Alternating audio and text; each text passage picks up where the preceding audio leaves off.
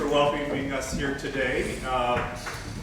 The U.S. Embassy from time to time invites Americans in various fields of expertise, whether that's foreign relations, journalism, politics, economics, any number of fields. This week we have with us in Kosovo American journalist Nicholas Kralev, who has... Do they know who you are? You may not, yeah. My name is Jeff Jameson. I'm the public affairs officer at the embassy, and we run the cultural and educational exchanges, of which the speakers program is one of our most important programs. Again, bringing Americans to discuss their perspectives, again, in a way that we as diplomats cannot do, because we are, and oftentimes we are constrained by our policies and our guidelines on what we can and cannot say. So we bring other Americans from outside government who can talk about these ways in a more open way and have an exchange with you about what you want to learn, what you would like to know more about the United States. In this case, talking about American foreign policy and our diplomacy.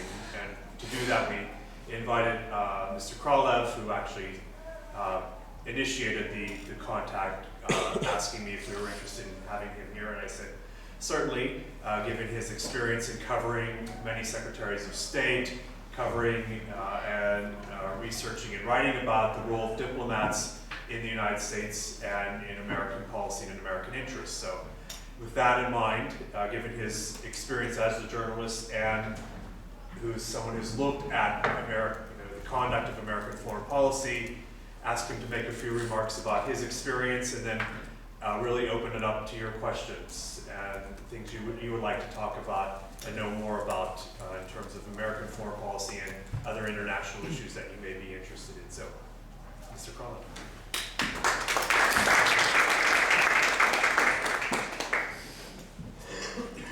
Okay, thanks Jeff, and thanks to you for being here and hopefully being interested in whatever I might say.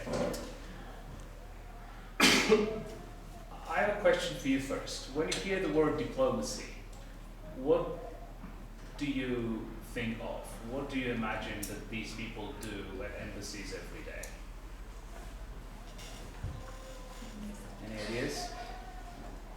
Yeah. Those people represent their respective countries. How? What kinds of things would they do to represent? Or what do you mean by representing? Just showing up and saying, hi, I'm here? Or? No, I mean they negotiate with other people who go there. Okay. Yeah.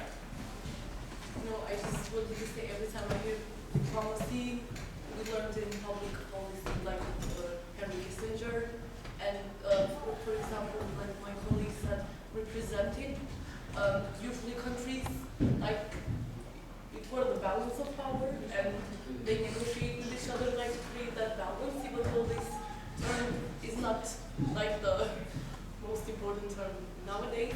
However, for example, Americans came here in Kosovo, helped us during the war, and then now try to stay in contact with you because we know that we both have self-interest, and creating better relations. Okay. Diplomacy is respecting your self-interest, but however helpful. So we'll try to get more specific. On any given day, they don't negotiate every day, right? What other things, what other types of things do they do at an embassy? Any embassy? Drink wine.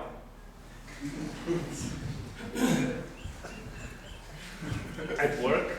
No, in the evening. Other people wearing suits. Oh, you said drink wine? Yes. Oh, you're not supposed to talk. You work at an embassy. Sorry, Well, but if he says it, it must be true. What? He's spoiling things that they do at the embassy. That He's giving away secrets. Yeah. Okay. Any other ideas? You look like You want to say something, but what are you thinking? Okay, By the way, I don't think there is a wrong answer to this because they do so many things that whatever you say probably will be right. I was thinking about creating policies and politics. Well, that's probably one of the things they don't really do. No, diplomats don't make policy. They implement policy, but for the most part, unless they're serving in policy-making positions in the capital, they don't really make policy. I mean, they try to have their input in making policy, but on a daily basis, probably not. But yeah. Yes. Another question with an answer. Yeah. Probably an embassy in a state does organizes many events. Like here in Kosovo, I see many events organized by the U.S. Embassy, and those events are supposed to maybe create cultural ties between the two countries or ideological ties. Okay. So why? Yeah. I was thinking about the visa. Consular Yeah. issues. So visas. Okay. Why? Thank you. What could be the point of all this? Why have these ties? Why build relationships? Why have exchanges? Why negotiate? What's the big purpose of this? Yeah. Localization. What about if you took U.S. Kosovo ties, if you took the relationship between Kosovo and what the U.S. Embassy does here, how does localization fit in that? I was thinking about not only the embassy, I was thinking about the American culture which is spread in Kosovo, or maybe Albania, or maybe all over the world. Like, most of the countries have that tendency of being globalized, or how some social scientists call it nowadays as Americanization, because we are absorbing too much of the American cultures.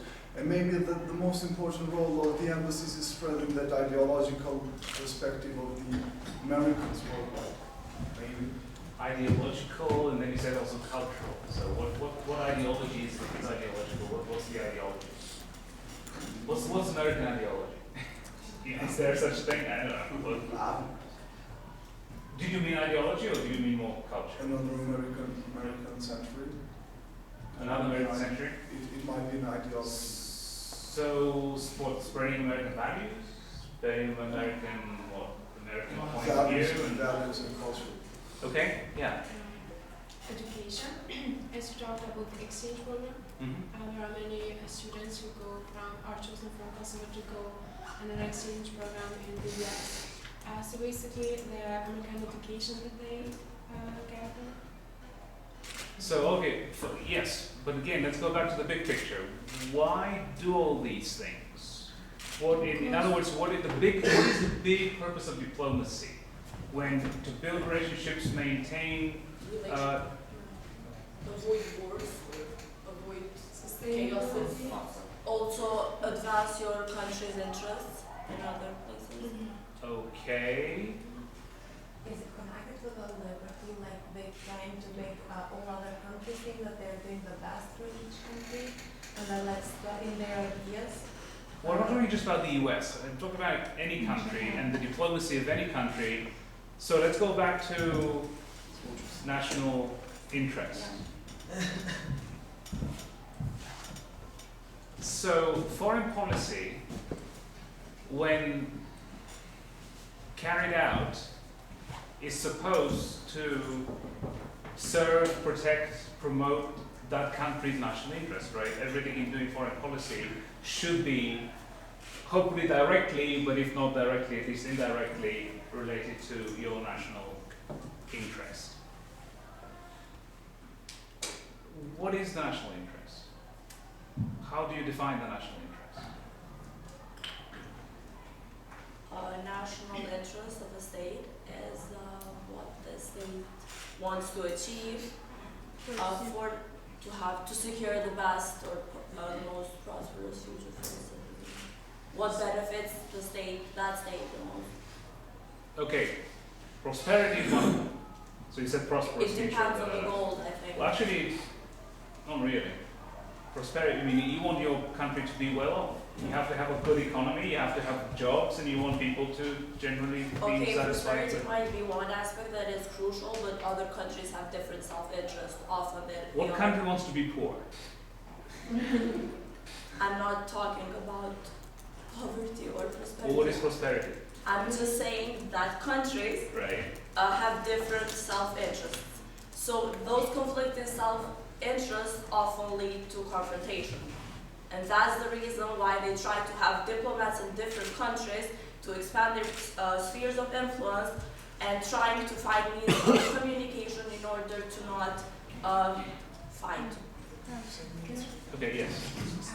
So nationalism is also to protect the state, and some of the interests may be also to save the culture, to Okay, yeah. I'm saying that diplomacy looks for like maintain good relationships between two specific countries, as we know, because each country has their national interest. They have, I believe, it's security of its country, of its people, and therefore they send diplomats in different countries because they want to maintain good relationship or just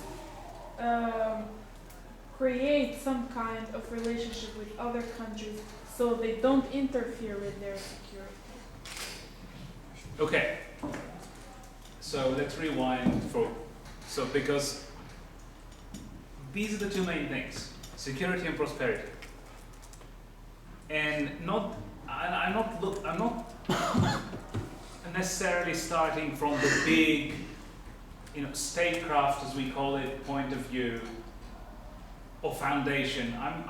I start with real people. So as a journalist, I've been concerned about, or I've been studying and analyzing foreign policy, in particular American foreign policy and American diplomacy, from the perspective of real life, right? Meaning, how does these things affect the real people, both Americans and people in other countries? And so, in my experience, having been to 95 countries, I think that what most people care about on a daily basis are these two things. So people, when you wake up in the morning, you might have different priorities, and we all do. Some people care more about education, some people care more about culture, or maybe entertainment, or maybe the environment. But I believe, on average, for the most part, when people wake up in the morning, their two main concerns have to do with these two things. What I mean by this is, the first thing I find that people are concerned about is their safety, their physical security, their personal safety. You don't want to walk down the street and get killed, right? You would like to sit in your home at night and read a book or watch TV and not getting robbed. So that's a very natural human instinct, to be safe. And the other one is to have a decent life, your economic well-being. So you want to have a nice job, or a job, to have a home and maybe a car and maybe be able to go on vacation once or twice a year and provide your children with good education. But so you want a decent life. So as it happens, these two things translate into the security and the prosperity of your country. It doesn't matter what country it is. These are the two main pillars of the national interest. Yes, some country may prioritize prosperity over security, or the other way around. It's difficult for me to see what leader would prioritize, prosperity before security, because there couldn't be prosperity without security. But there may be leaders who have in history done that. So these two things are the main pillars of the national interest. Now, in a democracy, we have a third one, which is the values, as we talked about. So, American foreign policy, consequently American diplomacy, they do a lot of work on preserving, promoting those values, democracy, human rights. China's national interest doesn't necessarily include values, but in a democracy, you do have them. Now, that said, the values are very static. They don't really change. We've had those values for decades, if not centuries. So, prosperity and security are the dynamic ones. And so, these are what diplomats actually work on every day. Now, diplomacy is not the same as foreign policy. Diplomacy is one way, one tool for implementing foreign policy, but they're not equal. So when you teach foreign policy, doesn't mean you're teaching diplomacy. Diplomacy is implementation, but it also has to do with practice. Foreign policy can be often theoretical. Now, hopefully it's not. Hopefully when you make policy, in fact, you're trying to make it in a way to help to serve your people, because public policy should be in the service of your people. But as we all know, sometimes policy tends to be somewhat theoretical. So going back to my question about why do we need diplomacy? Why do we need embassies? Why do we need to build and maintain relationships, to build trust, to negotiate and all that? So we said to promote us to serve the national interest. But how does diplomacy in fact contribute to these two things that are part of the national interest? Or what is it about diplomacy that can help promote the country's national interest? Just by being present, just by showing up, that's not sufficient, right? Just to have an embassy, to have the ambassador give a speech somewhere or just show up at a conference, that's not enough, right? Yeah. Maybe maintain both national and international order.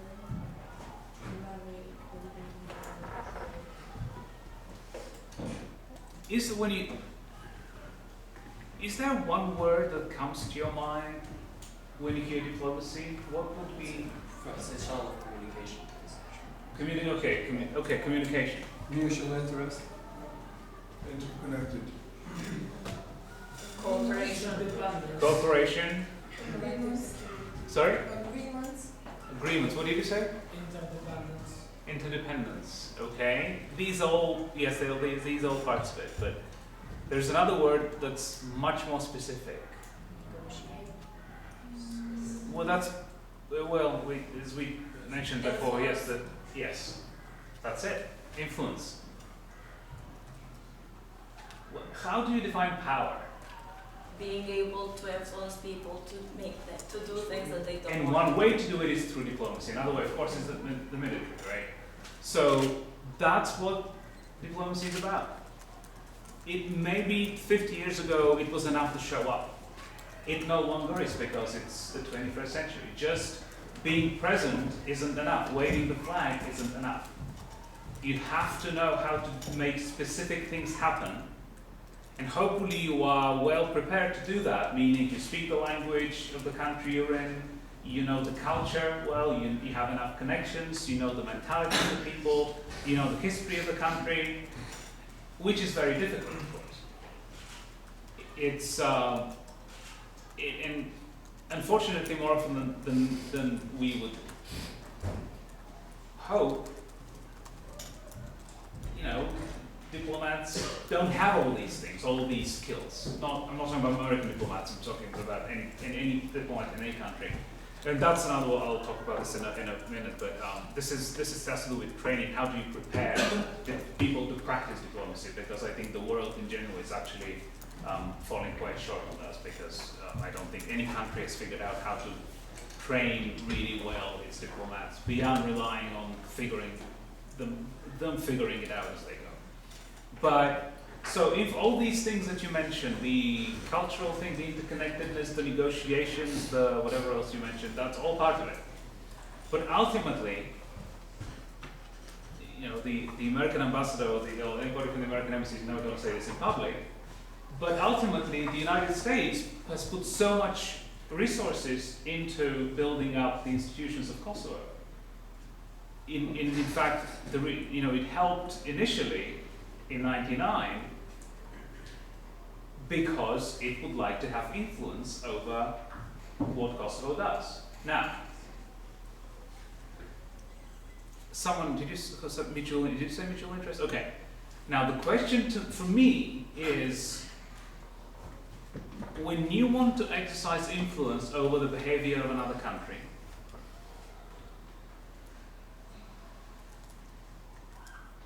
is there a way to benefit both countries? Meaning, can what the US wants to happen in Kosovo, can that be good for Kosovo and for the United States? Now the difference, you have an answer? Yeah, it's relative. It depends on what perspective you're looking at. Because both can win, but then it depends who wins more. And then if you look at it that way, the one who wins more means that the other one didn't win. So Absolutely. Well, everything's relative. I mean, we all are relative in a way.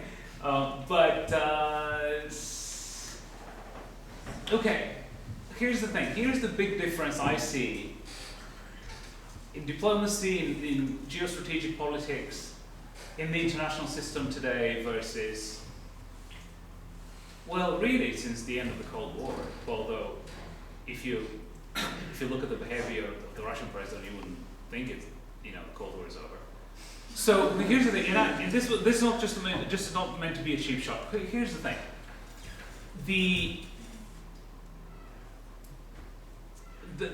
theory, or the main theory in international relations during the Cold War was part of what you're saying, which is what we call the zero-sum game. In colloquial Russian, it's called kto kogo. So that means if I win, you absolutely have to lose. There's no way for a win-win. That's the zero-sum game. If something's good for me, it must be bad for you, and the other way around. That was the case during the Cold War.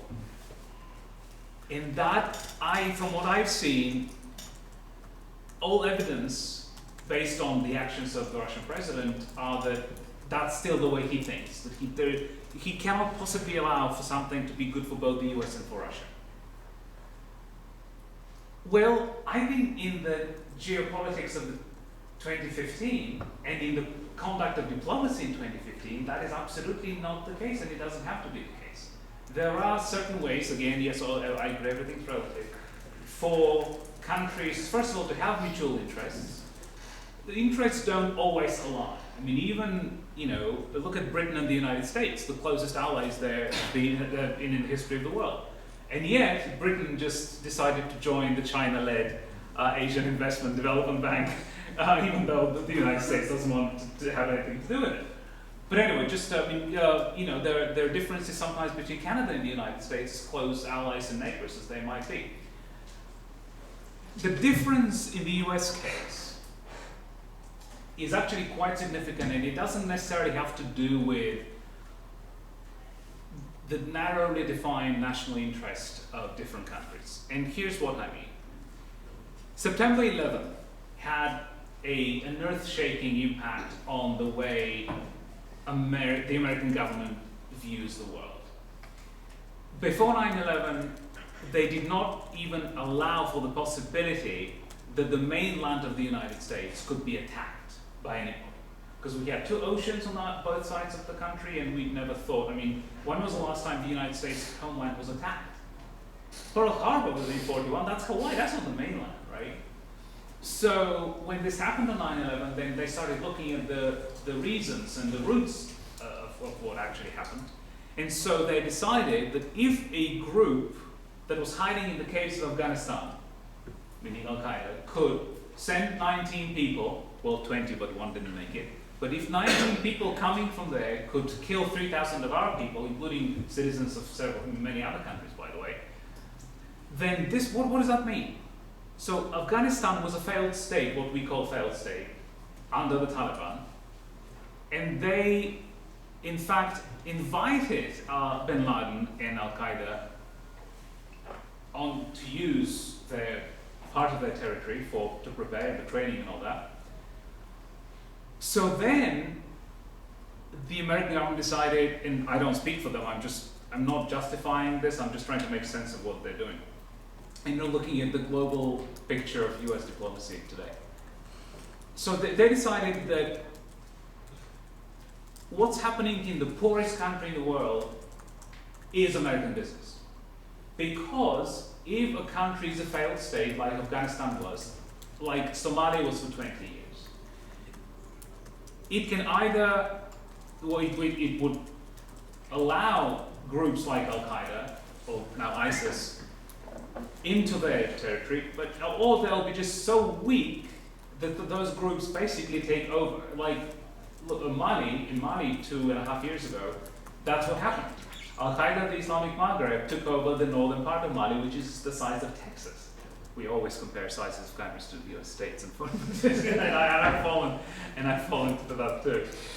But it's a big, it's a large territory. So it wasn't that the government of Mali invited them. No, they used some tribal conflicts in the region, and so that's what they did. So now the Americans are saying, well, what is the reason that results in a country becoming a failed state or a very weak state? And how can we prevent that in the future? And so they decided that the best way to do that is through making sure that there is good governance. So governance is now the big thing in the international system. And by the way, they decided that the most effective way to do this, or the best way, and the cheapest as well, is through diplomacy.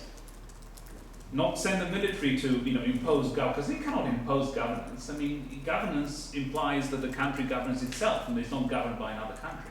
Well, it implies it to me at least. I don't know if it was to anyone. So, since September 11, 2001, this has been one of the big changes in American diplomacy. How do you make sure, or how do you help other countries to adopt and to practice good governance? Now, but going back to relativism, what is good governance? Is it, is what the Americans think is good governance is actually what Kosovo thinks is good governance, or what Russia thinks is good governance? And the definition is fairly straightforward, I think. This isn't about democracy. Ideally, it should be, but it's not. Good governance means having a government that, if I have to do it in one sentence, that takes care of its people. That's what good governance is now. If I have to be a bit more elaborate, then having a government that respects its people's rights, provides basic services like running water, electricity, food, and provides economic opportunity or jobs. So if you have an economy that is functioning, that produces jobs, we're not talking about being a wealthy country. I mean, ideally that's what way we want to get, but we're talking about having sort of the basic things that life runs on.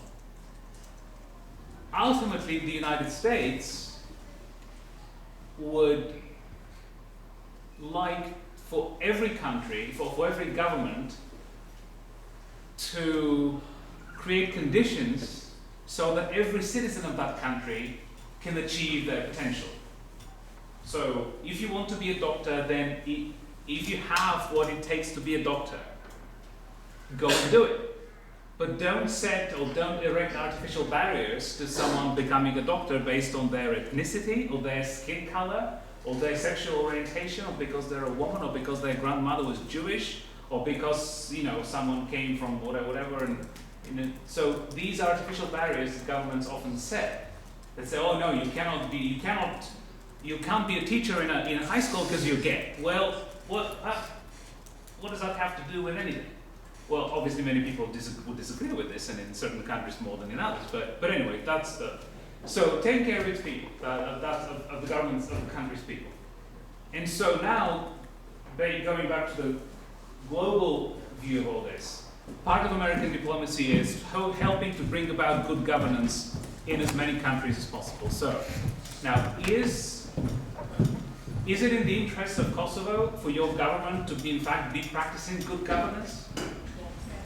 Okay, so again, relative and all that, but so there can be a case where it can be good for that country and for the United States. Now you would say, well, but the US isn't doing this because they want to be nice to people, or they want to be nice to other countries. Well, no, in this case, the US has a self-interest, because good governance breeds stability. And if you look at Western Africa, for example, in Nigeria and Boko Haram and all that, obviously, if the Nigerian government in fact practiced good governance, Nigeria would not be in this sorry state that it's been forever, right? If corruption wasn't as rampant in Nigeria as it has been, including under the outgoing president, the life of the people in Nigeria would have been better. Now, do you need democracy to have good governance? What do you think? Not necessarily. So what's an example of a country that has good governance but it's not a real democracy? China. Sorry? China. You think China practices good governance? I mean, their economy is growing. But good Yeah, but the governance welfare of and people. economy. Well, the economic growth has been very significant in the past decade and a half, 2 decades. But this isn't, just looking at macroeconomic indicators, even microeconomic indicators, doesn't tell you what the life of the people is like. So if you go to any average, I was just in China 2 weeks ago. If you look at, the average Chinese village or even town, you wouldn't know it's 2015. So, living conditions and also income and purchasing power, what we call the purchasing power parity, the PPP thing is also, but anyway, someone said, I think I heard something else here. I said welfare of What? China people, their conditions in China. Oh yeah, but many of them are on welfare because they're just too. They have to work too much, and Right. I know that they also Right. take. So I mean, we can have different opinions, but I don't think that most. I was going to say scholars, and then I said I'm concerned about real life, not theories. But I don't think most scholars will put China in the good governance category. But there must be something, right? There must be a country somewhere that. Sweden. You don't think Sweden's a democracy? It's not a democracy. Yeah. Oh, okay. Not so, because we're trying to figure out can you do good governance without democracy, and so that's so. Oh. There is one thing that I disagree about the democracy. That during the whole speech you were claiming that United States of America have a pure democracy thing and stuff. In one way or other, after the Snowden and Julian Assange released and leaked the old information that CIA collects all over the world and for the American citizens, I started to doubt on American democracy. It tends to be more of a democratic dictatorship in a sense because it still has a huge control over people. How do you define democracy while the American democracy has overtaken the whole people and using and surveilling them for more than 20 years right now? Okay, that's a bit of a diversion, right? Trying to figure out whether big data and collecting big data is consistent with real democracy. That's a fair question. But let's figure out first if there is a country that is not a real democracy. Because despite big data and the NSA and all that stuff, you can't necessarily claim that a country, this is what you're saying is a challenge to democracy. Yeah. But that you would make the conclusion that the US isn't a democracy based on that? Maybe you're stretching it, but okay, good. All right, so let's find this country that at least one country that is, yeah. France. Dubai. Well, Dubai's in the country first of all. Singapore. Finally, Singapore. Singapore. No, the United Arab Emirates is not a democracy. However you look at it. Yeah, there's no way to make the case that the UAE is a democracy. Okay, Singapore. Sorry. Yeah, the UAE practices good governance. Yeah, it's a wealthy country, and most of their citizens are very well off, but because they're very few, and most people in the country are not the citizens of the country. But anyway, all right. So let's look at Singapore. So, do you think Singapore is a democracy? Because you said Singapore. Just remember Singapore because I had this essay back on first year and it just clicked. Well, okay, but that's fine. So No, they're not like, they probably, I'm not sure, but they claim that they're a democracy, but they're not in some sense. Well, they have elections. So does Iran. right? The same party's been in power since independence in 1965. Their founding father, their founding prime minister just passed away, as you know. And his son is currently the prime minister. Although there was a period when the prime minister wasn't related to the founding prime minister. While the current one was being groomed, I suppose. Can I ask something? Mm-hmm. From an American perspective, can you define what democracy really means?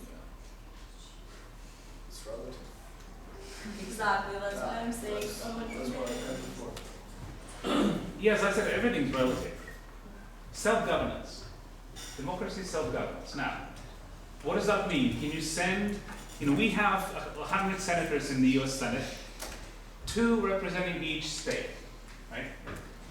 I live in Washington, D.C. The District of Columbia doesn't have a senator, and the District of Columbia has 1 member of Congress in the House of Representatives, and that person does not have a vote. So the slogan of the District of Columbia is taxation without representation, right? Because who is there to defend my interests? There is nobody in Congress, in either house, to defend my interests as a citizen of the District of Columbia, right? So countries have tried to figure out how to do democracy or representative democracy in the best way they can. And some, our system, as you know, is very different from yours and from the French. The French have a president, the British have the prime minister, and of course a head of state, who's a monarch. And my point is, the fact that you're holding elections doesn't mean you're a democracy. I think the governing part is as, if not more important as elections are, because when you're elected, let's say, look at Hamas in Gaza. Hamas was elected in 2005, right? And then Hamas came in. How have they governed? Egypt, Morsi, Mohammed Morsi. He was president for what, a year or so? And now he is in jail. But the point is, he got elected with a significant majority of the vote. How did he govern? Did he govern as the president of all Egyptians? No. So to me, that's not a democracy. So the governing part of it, to me, is as important, if not more so, than holding elections. Ultimately, it's whatever form your country chooses for self-governance. In other words, for the people to have certain say in who governs them and how they're being governed. Because hopefully, after 4 years or 5 years in power, if you're not governing as well as people hoped you would, then they can vote you out of office. Unfortunately, we have certain, prime ministers and presidents in several countries currently that it seems that, the only thing they think about when they wake up in the morning is how to stay in power longer.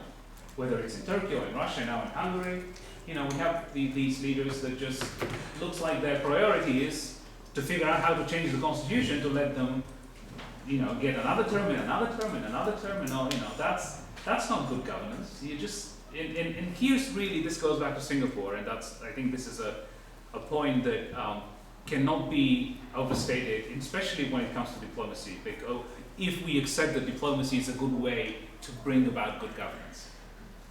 The genius of Lee Kuan Yew, the founding prime minister of Singapore, was, yes, he was brutal. Yes, he did not really allow free press. Yes, he did not allow for real democracy. But the biggest difference between him and Putin and Erdogan and Orban in Hungary, the biggest difference is that he didn't say, it's me or no one. In other words, he built up the institutions of the country that could live after he was gone, that could ensure the security and the prosperity of the national interest of Singapore. Yes, Singapore is much smaller than Turkey and Russia and even Hungary, right? So it's probably easier to do this in a small nation, city-state than in a huge country like Russia. But he built the institutions, the infrastructure of the country, so now he's dead, but the country is still prospering. The country is still fine. Nobody is threatening Singapore with anything, right? So that's not the case, I'm not going to now name names because I'm going to talk about someone dying, but to pick your country, if the leader of that country dies tomorrow, then are the institutions of that country strong enough to continue after this person is gone? And so to me, and I always give Singapore as an example, because Singapore is without question one of the countries, one of the few countries that practice very good and effective governance. At the same time though, real democracy, we try to make the case that real democracy exists in Singapore, but then, hey, do they need it? Now there is a debate because the guy's dead, and now there's a debate about they have opposition parties, but they're so weak they've never been able to get enough votes to even get into parliament in Singapore. But about the media, about free press and all that, and will things change? Most observers think things will change now that Lee Kuan Yew has died. But maybe the people of Singapore are happy the way things are. Maybe all they care about is they govern well, they have a decent life, they have places they have their homes and no, I'm not trying. Things are not perfect in Singapore. I mean, every country has its issues. Real estate prices are very high in Singapore. The Indian community in Singapore has its problems. The Chinese community there has its problems. Unemployment isn't too bad, but could be better. So education could be pretty good, but can be better. So it's not Singapore is, the ideal or the utopia by any means. But if you look at the Asia Pacific, actually, if you look globally, Singapore is. Look at all the indices that the rankings of this and that. And Singapore is very often in the first several, whether it's economic freedom or whatever it might be. Yeah, you wanted something. I just wanted to relate that, for example, you can take as former Yugoslavia, because people that time it wasn't a democracy, it was kind of communism, and everybody still, when you hear from past generation and here, they still think that it was better than the democracy that we have today. They lived, they had a better life, their well-being was better than it is today that we live in a democracy. Well, yeah, if you go to Russia, the people say, well, back then when the Soviet Union was around, we didn't have democracy and freedom. We couldn't really say what we thought. We couldn't go out and demonstrate.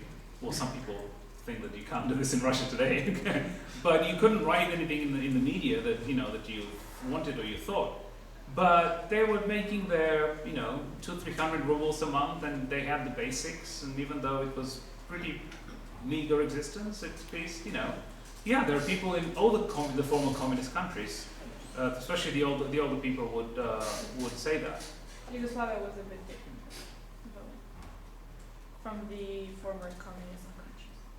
Well, it doesn't have to have been the same for such attitudes to exist. I'm not saying that Yugoslavia was the way that the Soviet Union was. I'm just saying that you would also find people who have these, this nostalgia for the past and that it was better then. And even though people say, well, I mean, look at you. Well, you're too young to remember, but the shelves here in the grocery stores are full, right? There's everything. If you have the money, it's here. Well, 20 years ago, it wasn't. Even if you had the money, you couldn't buy it because it wasn't around, right? So it's the same thing 25 years ago in Romania, in Bulgaria, in Russia, in Serbia, they're just, even if you had the money, you couldn't buy it because all these shelves were empty. So, but anyway, yes, I agree with everything's relative, and then it's, yeah. No, I just wanted to say that back in that time they had an effective government, at least from the Tito, like when he was. I would absolutely disagree with that they had an effective government. They had people were given the, all they had was a secure salary. They knew that they were getting this much every month. That's all they had. That's not good governance. They were, believe me, I grew up in Bulgaria. Okay, I was born in Bulgaria. I was 15 when the Cold War ended. I know what it was. No, you couldn't, if you weren't a member of the Communist Party, you couldn't be this and this. There were many, as I was talking earlier, there were many artificial barriers erected to you fulfilling your potential. For me, that's not good governance. It was, you have to have not that corruption doesn't exist today in many, many countries, of course it does. But I hear there may be corruption in Kosovo too, but I don't know if it's true. But you know, there were certain things, like if you weren't a member of the Communist Party in Bulgaria, there were certain jobs you could never have. It was Even the same though, in Kosovo. right, even though you could be the most brilliant person, you know, the most capable, just because, or maybe because your grandfather fought the communists 50 years ago, right? You had those, yeah. Well, you mentioned the barriers. Didn't that provide one thing though? Was security and safety of knowing every day you will at least have a possibility? Yeah. Mm-hmm. Well, no, I don't think you have the problem. You have the stability that,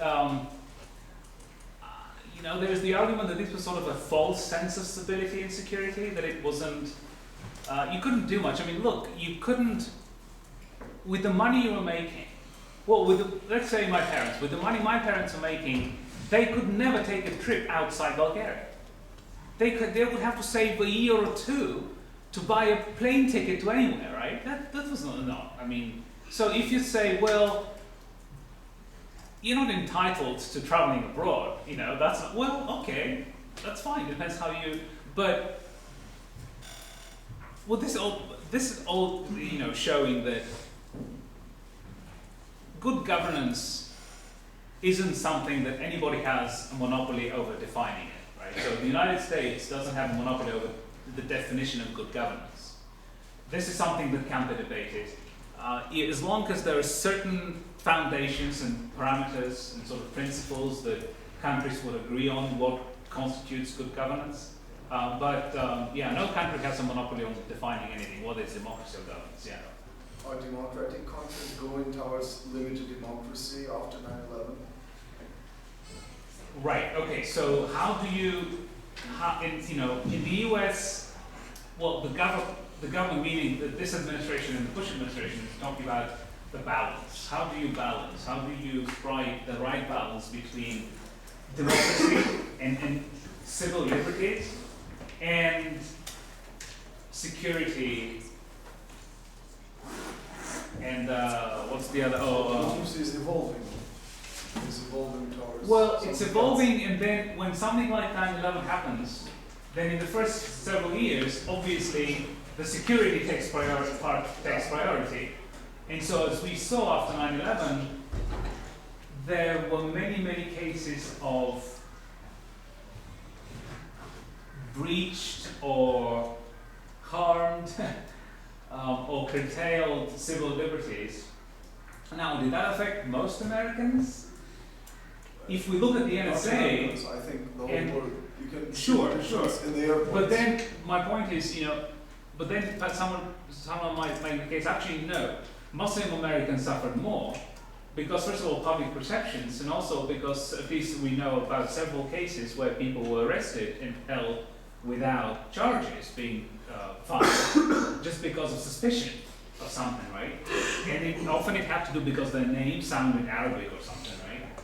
So I don't know that the average American, I mean, you know, to take me, I don't think my civil liberties are that much curtailed after 9/11, unless, as we now know, you know, the NSA listens to they don't listen to conversations, they keep a log of, right, phone calls and now, they have their own rules as well, and so there's supposed to be phone calls with overseas, not domestic, and so they have how long they keep them, so, but anyway, they have a lot of information on any given, any average, you know, but here's the thing, if you go to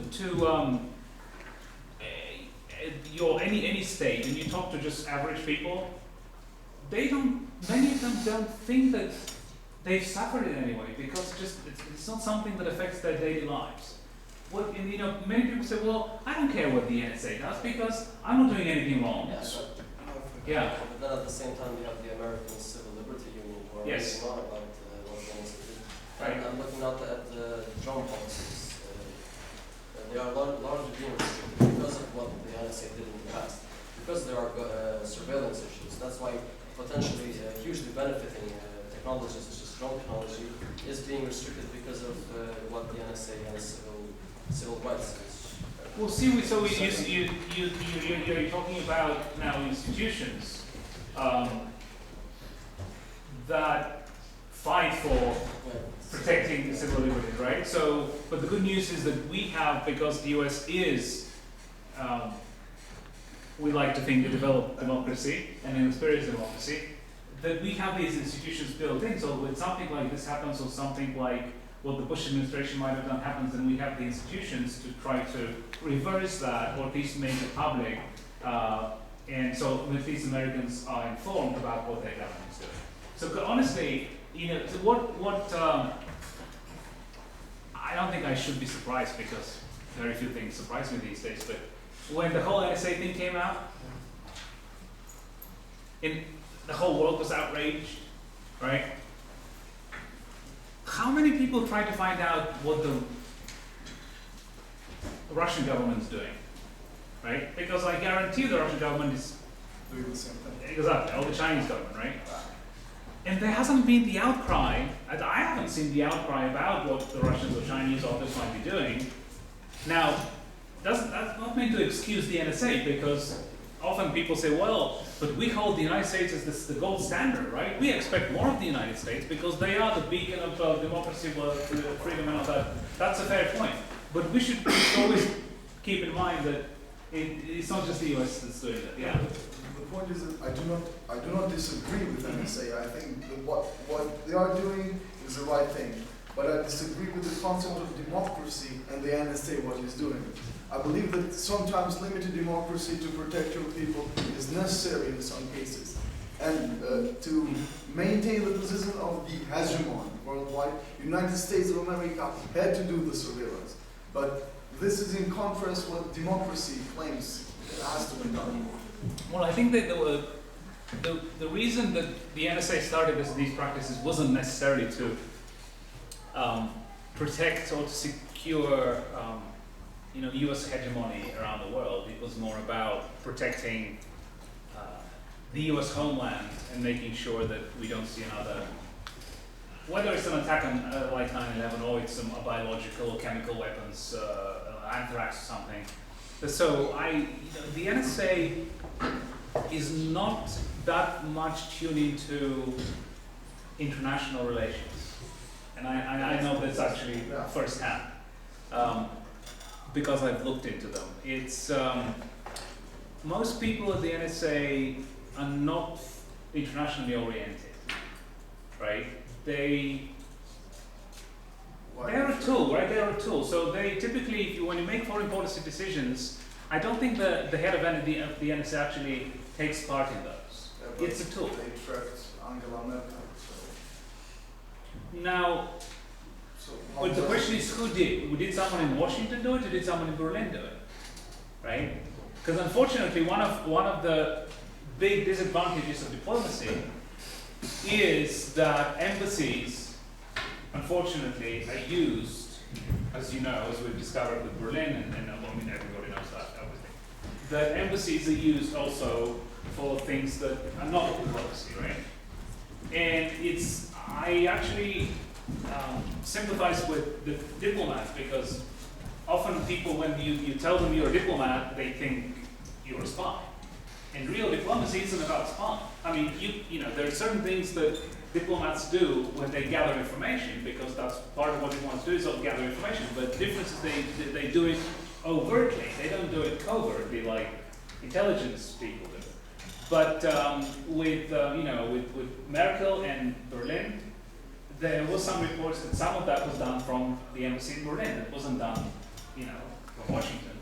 I don't know whether it's true. I don't know whether it was done from Washington or from some other. I don't know that. But the point is, I don't know who made the decision to tap her cell phone. Was it someone in Washington or was it someone in Berlin? Because it's either one of those is possible. Yeah. So I don't. But because we're talking about foreign policy, so the point is, I don't know that this was part of some big foreign policy goal or vision or objective, or maybe they did it because they could. Right? I mean, sometimes things happen that someone decided to do, and they're not necessarily part of the a big picture or some grand strategy for, because if you think about it, what did that achieve? Right, German. I mean, why did they do? What was the reason for that? What do they think they were going to hear that would have helped American interests? The German government is probably among the more transparent ones, and Merkel happens to actually like the United States. She is an ally of the United States, and for the most part, obviously she'll protect her country's interests before she protects any American interests. But in many cases, for the most part, American and German interests have been aligned since the end of the Cold War. Now, and on the economy, we all know that her, when it came to recovering from the recession and spending and the stimulus and all that, she has some different opinions from Obama. We all know that. Is that why they did it? I have no idea, but so I shouldn't speculate anymore. Yeah. To get back to something that you said about Singapore, I would like to ask a more general question, such as, is there a link between economic prosperous countries and good governance? Because Singapore is an exception, and it even rivals some of the largest EU countries with GDP per capita, such as Luxembourg. And if so, then do countries that stagnate economically are more prone to bad governance? What are we supposed to finish? It's really up to you. Okay. Maybe Okay. another 5 minutes or so. Okay. Well, yes, prosperity is absolutely part of good governance. Now, is it possible for a country to have good governance and go through economic crisis, whether it's stagnation or recession or whatever? Yes, if the country then has a mechanism to get back on track and to recover from those. Now, most likely these crises happened because the governance wasn't so good, right? Maybe, now sometimes you will say, well, but it's 2015, so we have globalization and open markets and free trade. Sometimes there are outside factors that affect your economy, right? Well, yeah, but if you're practicing good governance, then if you have competent people in your government, which is part of good governance, then you would have tried to weather whatever has been happening outside your country, because that has an impact on your economy. But I don't think that just because a crisis happens or recession happens, automatically I discount this country. Oh no, this country has bad governance. No, it doesn't. Because hopefully, if it does, then in 2 or 3 years, you will start seeing the shift, and you'll start seeing economic growth again. And I mean, look at the U.S. It took years, and it was creeping up. You saw the GDP growth numbers. You saw the unemployment go down little by little, and now it's 5.5 or something, and it was 9.5. And I think in comparison, the US is a rather stable country, and so are most of the EU countries. But for instance, in Asia Pacific and other African countries, that would be probably an exception. Well, yeah. So the EU is a good example, because we all think of the EU as always supposed to be among the most developed, right, and all that, and then you have all these problems and all these bailouts and all these loans and Brexit and whatever, and you have Spain, you have Portugal, maybe Italy, of course, Italy. Yeah. So as good as the way that Western Europe is being governed may be, clearly it's not perfect, and it's difficult to create the perfect governance. But the point here is, and what go back to what US diplomacy is trying to do. It's about creating the institutions and the infrastructure, right, to have the foundations for good governance. And then at any given time, depending on who the prime minister is or who the ruling party might be, things change. There are shifts and all that. But if you have if you've laid the foundations, and if you have strong institutions or relatively strong institutions, and infrastructure, and you hope that at some point you would either weather the crisis, or you would, even if you go through a crisis, then the recovery wouldn't be as painful as it might be in a poor country, for example. So, yeah, good governance is this thing that, and when you couple this with diplomacy, maybe, I'm not saying that this is the perfect model. I'm not saying that, because I don't speak for the American government, that I'm not trying to necessarily justify their desire to use diplomacy in developing countries. You can't, no American diplomats in Germany are not trying to, improve the governance of Germany. I mean, that would be ridiculous, right? But this is mostly this is in developing countries. And by the way, when I say, this is Condoleezza Rice used to talk about transformational diplomacy when she was Secretary of State, and many people thought this was about democracy or imposing democracy, and it was really about governance, and it was more than it was about democracy. But transformational diplomacy also sounded kind of too aggressive to many people. How you want to transform other countries, what, to look more like the U.S. or again, that wasn't quite the point, but American diplomats still spend much more of their time on what we call classic diplomacy or traditional diplomacy than on this new, or whether you call it transformational, this new type of diplomacy, because traditionally diplomacy is dealt with the world as it is, right? Diplomats, and someone mentioned Kissinger earlier, about his school of, the realist school. So traditional diplomacy has been about dealing with the world as it is, and trying to influence other countries, but dealing with whatever government they have, whether they're democracies or autocracies or monarchies, whatever it is. This new diplomacy, good governance, is that it's actually now you are trying to change things, right? You're trying in a way to change the world. And why is that? Because after 9/11, the US government decided that the only way for the United States to be truly secure and prosperous is for the entire world to be such. Now, it doesn't mean that the world is going to be prosperous in the next 7,000 years, because it won't. But can at least the world be stable enough?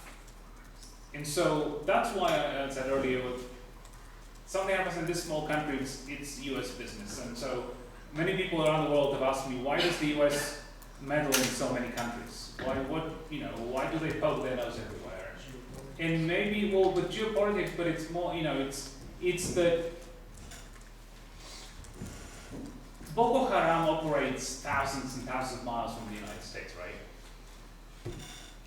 But Boko Haram is still a threat to US security and stability. Why? Because they have training camps, as you probably know. So they can send someone, it takes one member of Boko Haram, right? They can send him to the US on a plane. Well, we had a Nigerian 23-year-old on December 25th, 2009, tried to explode this bomb in his underwear on a plane, right, to Detroit. And he was fortunately unsuccessful. Could be somehow someone got to the US, whether it was by land or by sea or by air, and released a little anthrax in the New York subway. Would kill hundreds of people in an instant, right? Could be that they could recruit someone inside the United States, right, to stage attacks in a mall or something, or in a stadium at a football game. American football, not real football. So, and that would come from Nigeria, right? It will come from territory that Boko Haram, it will be a member of Boko Haram. So that's why the United States is saying, well, let's try to make sure that as much of the world is as stable as possible, because even in the poorest country in the world, it matters to us whether there are conditions allowing something like Boko Haram to not only to be created as they were, but also to be successful in all these attacks they've staged, whether it's the kidnapping of the girls last year, or with many attacks they've staged even in the past several months. So that's, yeah.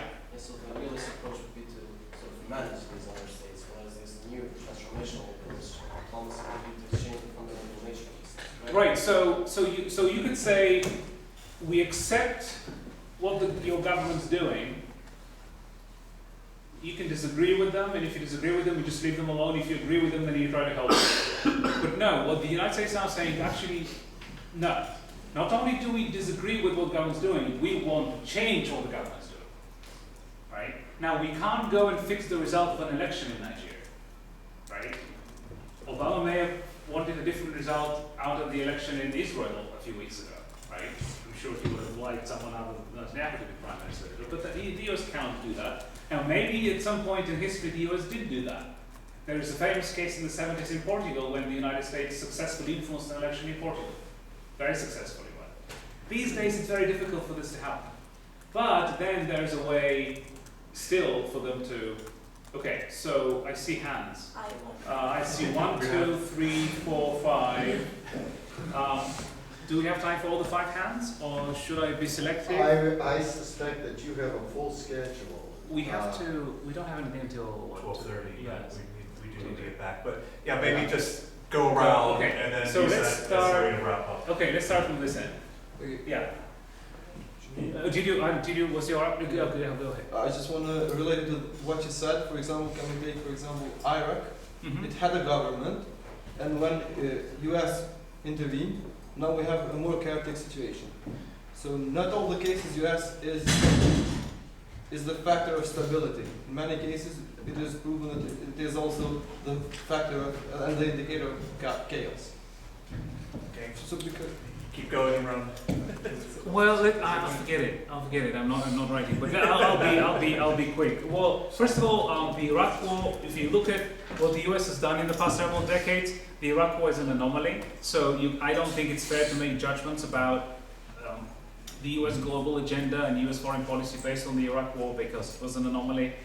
But and I would also argue with the fact that just because the U.S. intervened now, it's a total chaos. There are many factors that contribute to that for sure. But for yeah. example, they had a government, and now you can argue that they don't have. Right. Well, there were several reasons given for the war in Iraq.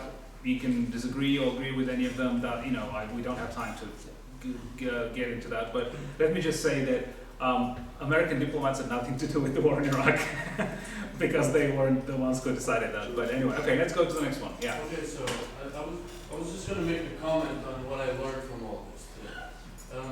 So when you mentioned Boko Haram and how that can be a threat to the U.S. security, I understood that what you're trying to say and what diplomacy is all about actually is the ideology. So you're actually saying that Ideology? Ideology, yes. So it's No, I didn't mean to say that, but I didn't say that, but I didn't mean to imply that. But anyway, go ahead. I mean, if so, the ideology can be a threat to the United States. Oh, that ideology, sure, That yes. ideology, because Yeah. if a person from that group of people has an ideology of destroying whatever democratic mentality of the U.S. or any other country, for say, so that is a threat to and that has to be kept in mind. Right, and honestly, it's not, just because there is some ideology somewhere in the world that opposes the United States, that's not a reason for the US to want the destruction of those people. The difference here is that this ideology happens to be based on death, destruction, and, of human life. And so, officially the United States is against death and destruction and of human life. So, but yeah, you're correct. Okay. 3. Are you okay? 3, 4, 5. Yes. Yeah. My question is somehow different. We all have read the U.S. National Security Strategy, and wow, that's impressive. And to me, some aspects there were some kind of contradictory because let's say the U.S. That's shocking. Utterly shocking. Yeah. So let's say the U.S. wants to implement some policies and agreements, but then there was one sentence that states if the U.S. interest demands it, they will act unilaterally and breach these agreements. But now my question is, that's what sound to me contradictory. They expect all the other countries to adhere to those policies. Although this might not fit their interest, but then if the U.S. interest demands it, then they will act unilaterally. No, I think in real life they expect that any country might do the same if their interest if it's the interest demanded it. And so for the most part, I mean, it would be very rare for the US to have signed.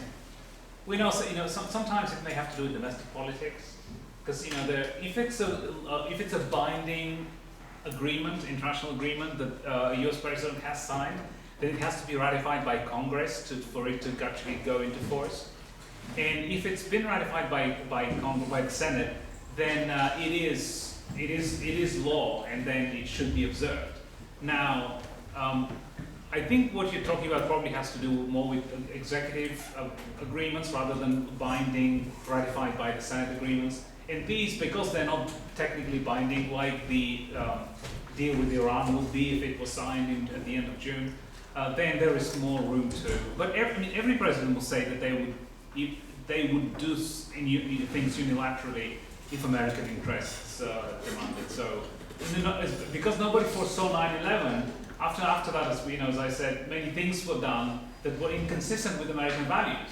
But we never thought that the United States government would have to do those things, because we never imagined that something like that would ever happen.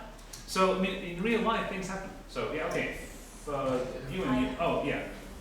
I just wanted to ask something about Russia. During the 70s, there was an agreement between Ukraine and other states, US also, and other states of EU had an agreement. Ukraine had to give up their nuclear weapons in exchange for security.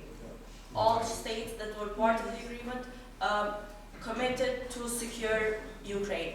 Now, certainly, Russia was part of that agreement, and it has breached that agreement because of the intervention in Crimea and Ukraine. So, how does the U.S. Foreign policy plan to deter Russian aggression exactly, besides sanctions that haven't stopped? Right. Okay. Well, first of all, in the 70s, nobody knew that the Soviet Union was going to collapse. So it's not possible for this to have existed. And you're talking about the 90s. Oh, no, maybe it was a different time, but I thought it was. So when the Soviet Union, 1994. when the Soviet Union collapsed, in addition to Russia, Ukraine and Kazakhstan had nuclear weapons. A formal binding agreement, as far as I know, was never signed. These were assurances that were given. So there's nothing involved that in other words, the US isn't breaking any formal agreement currently by not sending troops to fight the Russians in Ukraine. But technically, they're not breaking any. But what is true is that assurances were given to Ukraine by the West, including the United States, that the security and territorial integrity of Ukraine will be protected in exchange for them giving up the nukes. So currently, as you know, there are people both in the US and Ukraine and in other countries that are accusing the United States of not keeping its word, right? That they promised that Ukraine would enjoy security and territorial integrity, and the Russians invaded, and nobody did anything about it. So this is a question of policy. This isn't a case of diplomacy, because until the policy is decided, diplomats can't go and there's nothing there. The policy currently, it'll be too long to do, but the US doesn't want to engage militarily because it doesn't think that this conflict has a military solution. Okay. Now you're free to think that the US abrogated or broke its word, its promise to Ukraine, or that NATO did, or actually it wasn't NATO specifically, but anyway. But the West did that. It's a good debate to have. It's a good case, but to me, the more screaming outrage is that the damning of the Malaysia plane. I mean, how did Putin get away with that?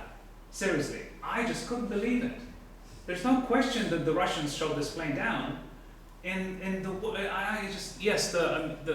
actually the Australian Tony Abbott, I think, the Australian Prime Minister was probably the hardest on Putin than anybody else was, because it so happened that the G20 was taking place in Australia shortly after the accident. But to me, that is just, anyway, just a personal sort of diversion, and but I can't believe that a civilian plane would be shot down with hundreds of people who died.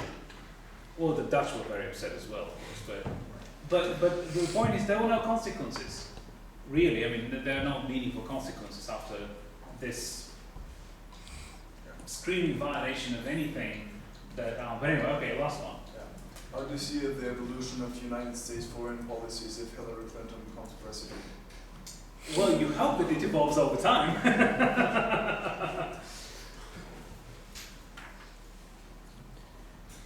One of the most interesting questions of American foreign policy in the past several decades has been, does it really change that significantly based on which party is in power? And we actually are in a period, maybe the beginning of a period, that we're starting to see more partisanship than we've seen before in foreign policy. Because I would argue that, except for the Iraq War, and that's why I said it was sort of an anomaly, if you look at the last several decades, since Vietnam, if you look since, although Vietnam was both parties were really guilty when it came to Vietnam. But in the past 30, 40 years, when you look at US foreign policy, except for the Iraq War, I think you would have seen the general direction of US foreign policy pretty much the same, regardless of which party was in power. So now, and then the Iraq War happened, and so that was different. Now, we're seeing the Congress, or the Republicans in Congress, being more aggressive in trying to play a bigger role in foreign policy. This has to do more with Obama and his, the person of Obama than necessarily the party thing. So, is that going to disappear or subside once Obama leaves? We'll have to wait and see.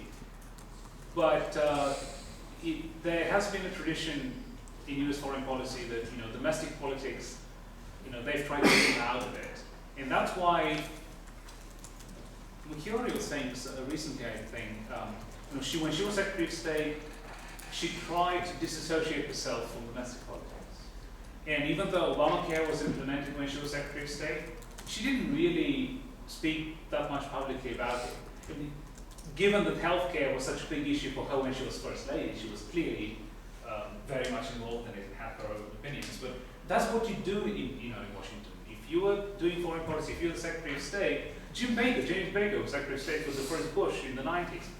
Jim is a very political animal to this day. But he ran Bush's campaign. The second time he lost to Clinton. But when he was Secretary of State, Jim was able to just be, the American Secretary of State. What I would say about, if Hillary were to become president, this is more of a hope, but hopefully based on reality and facts. One of my biggest issues with American diplomacy has been that I believe American presidents of both parties have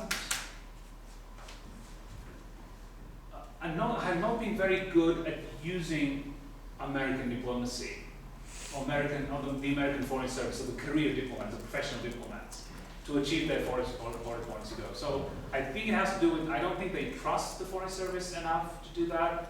I don't think they realize how difficult diplomacy is if you want to be effective, meaning that they appoint too many political people to do diplomacy at very senior levels, which to me, these people often come in without any skills that you need to practice diplomacy. 30% of our ambassadors are political appointees, and most of them have no idea what diplomacy is. They come for the wrong reasons. They come because they help raise money for the president to get elected. That's why they get these jobs. Well, you have some of that too, but it's different anyway. So to me that says, I think anybody can do diplomacy, and diplomacy isn't really that difficult. So Hillary would, if she were to get elected, she would be the first president who actually knows the Foreign Service really well. And because of that, I hope, if that happens, that she would know how better to use the foreign service. Now, she will still have to pay favors for favors and return favors or reward people who've helped get elected, but hopefully not to the extent that it's become, because it's just it's out of control. We have people in very high positions that really have not done a day of work in their lives that has remotely to do with what you need to do in diplomacy. Just because someone was a successful entrepreneur and ran a financial services company, or was produced a soap opera or something, it doesn't mean that they're ready to be an ambassador. It's ridiculous to think that they could. So if some of them turn out to be great, but this is luck. It's not because of the way we intended it. It's because we got lucky and we had an ambassador somewhere that was really good.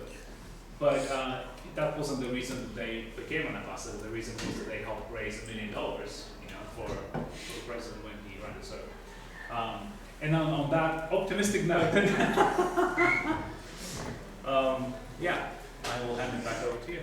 Well, let us thank for a great session.